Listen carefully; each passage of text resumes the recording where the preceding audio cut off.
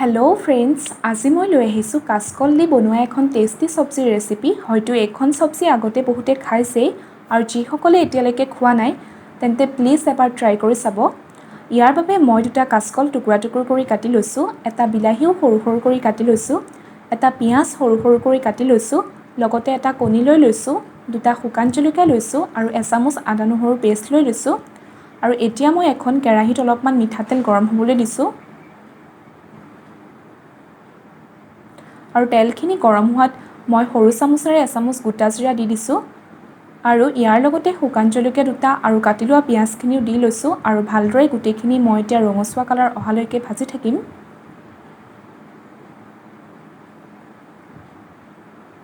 আৰু ইয়াত মই এতিয়া আদা নহৰুৰ পেষ্টখিনিও দি ল'ম আৰু গোটেইখিনি ভালদৰে ৰঙচুৱা হোৱালৈকে পুনৰ ভাজি থাকিম।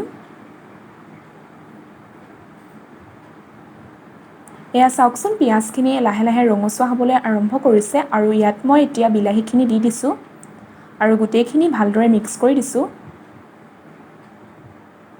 আৰু ইয়াত এতিয়া সোৱাদ অনুযায়ী অলপমান নিমখ লৈ লৈছোঁ। নিমখৰ পৰিমাণটো আপোনালোকে সোৱাদ অনুযায়ী ব্যৱহাৰ কৰিব। লগতে অলপমান হালধি পাউডাৰ দি লৈছোঁ আৰু গোটেইখিনি পুনৰ ভালদৰে মিক্স কৰি দিছোঁ। আশা কৰিছোঁ আপোনালোকে ৰেচিপিটো ভাল পাব। আৰু এতিয়ালৈকে যিসকলে মোৰ চেনেলটো ছাবস্ক্ৰাইব কৰা নাই তেন্তে প্লিজ মোৰ চেনেলটো ছাবস্ক্ৰাইব কৰি কাষতে থকা বেল আইকনটো প্ৰেছ কৰি ল'ব।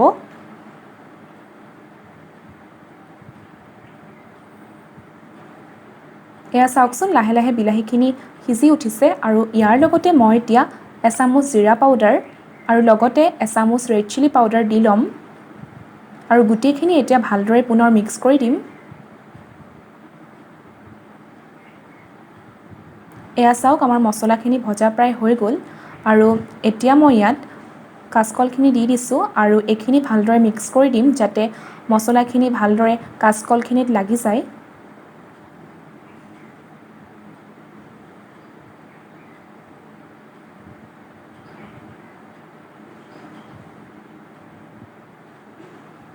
আৰু ইয়াৰ লগতে মই এতিয়া আধা গিলাচ পানীও দি ল'ম যাতে কাচকলখিনি সোনকালে সিজি উঠে। আৰু এতিয়া গোটেইখিনি ভালদৰে মিক্স কৰি দিছোঁ আৰু ভালদৰে এতিয়া উতলিবলৈ দিম। এয়া চাওকচোন, কাচকলখিনি লাহে লাহে সিজিবলৈ আৰম্ভ কৰিছে।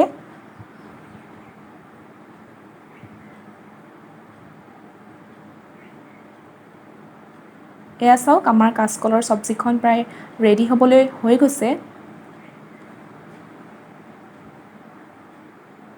আৰু ইয়াত মই এতিয়া কণীটো দি দিছোঁ আৰু গোটেইখিনি এতিয়া মই ভালদৰে মিক্স কৰি দিম আৰু কণীখিনি ভালদৰে সিজিবলৈ দিম যাতে গোটেইখিনি ভালদৰে মিক্স হৈ যায়। এয়া চাওকচোন, আমাৰ কাচকলখিনি আৰু কণীখিনি ভালদৰে মিক্স হৈ গ'ল আৰু আমাৰ চব্জিখন ৰেডি হৈ গৈছে। আৰু ইয়াৰ লগতে মই এতিয়া গেছৰ ফ্লেমটো অফ কৰি দিম। এয়া চাওক, আমাৰ খুব সহজতে বনোৱা কাচকলৰ চব্জিখন ৰেডি হৈ গ'ল।